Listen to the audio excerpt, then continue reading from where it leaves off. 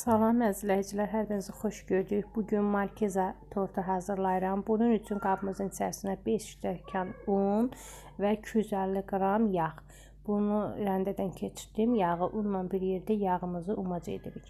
Umac etdikdən sonra üzərinə 1 ədəd qabartma, 1 ədəd də vanil əlavə etdim. Daha sonra 5 dənə ev yumurtasının sarısını ağından ayırıb sarısını əlavə etdim. Yəni mağazin yumurtası olsa, onlar böyük olduğu üçün 4 dənə də bəs edər.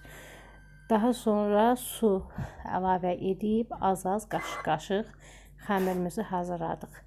Gördüyünüz kimi xəmirimiz artıq hazırlandı. Qoyduq kündələrə ayırıb soyuducumuzda yarım saat dinlənsin. Bu müddət ərzində yumurtaların ağından bezi hazırlayırıq. Əvvəlcə yumurtanın ağına 1 çimdik duz əlavə edib mikserlə çalırıq. Daha sonra 1 stəkan yarım şəkər tozunu əlavə edib bezimizi hazırladıq. Gördüyünüz kimi bezimiz hazır oldu. Daha sonra 500 qram qaynamış malakonu 300 qram yağla bir yerdə krem hazırlayırıq. Əvvəlcə yağımızı mikserlə ağarana kimi çaldıq. Daha sonra üzərinə 500 qram qaynanmış malakonu az-az əlavə edib və 200 qram xama əlavə edib kremimizi hazırlayırıq. Gördüyünüz kimi həm xama ilə, həm malako ilə çox dadlı, ləzzətli bir kremimiz alındı.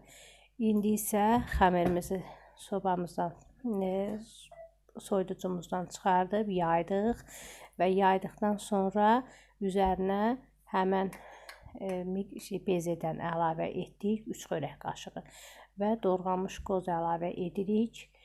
Soyuducumuzda 180 dərəcədə bişiririk. Artıq listlərimizin hər birini eyni qaydada hazırladıq. Gördüyünüz kimi 7 dənə kündə alındı. Bu cür hazırladıq. Sonra indi isə kremləyib korjlarımızı yığırıq. Korjlarımızı bezeli tərəfini alt hissəsinə qoyuruq ki, kremləyəndə asan olsun. Bu cür hazırlayandan sonra ən sonda üst hissəsinə yenə qaynamış malakonu biraz əritdik. Onu tortumuzun üzərinə əlavə etdik. Üzərinə də qoz, damla şokolad əlavə edib tortumuzu hazırladıq. Çox ləzzətli, dadlı bir tort alınmışdı. Əgər bəyəndinizsə, like edib abunə olmağı unutmayın.